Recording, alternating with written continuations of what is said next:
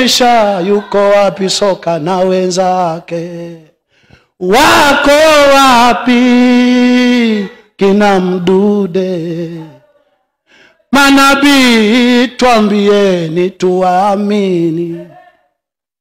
Serikali, polisi, usalama taifa, wote wanasema hawajui. Huu ndio wakati nabii utuonyeshe lililoshindikana kwa wanadamu, kwa Mungu lawezekana. Tuonyeshe Mdude yuko wapi. Watekaji wasiojulikana ni nani? Nabii tuonyesheni.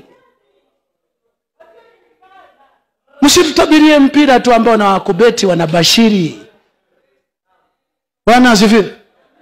Wasitutabirie tu mpira ambao na wakubeti wanabashiri. Huo mpira na sisi wenyewe tukijichanganya na wakubeti wao wanajua itashinda 2-1 Simba. Tunataka lile ambalo hakuna anayeweza kuliongea. Kimsingi nabii alikuwa anatabiri kwanza mambo yanayotisha. Yaani nataka uongee kwenye eneo ambalo ukiongea tu unaanza kuwindwa hapo hapo, unapotezwa na wewe hapo hapo. Ndio nabii. Nabii unatoa unabii kwenye mazingira wote wanaogopa. Kwenye mazingira wote hawezi kusema. Wewe nabii ndio unatokea unasema asema Bwana wa majeshi.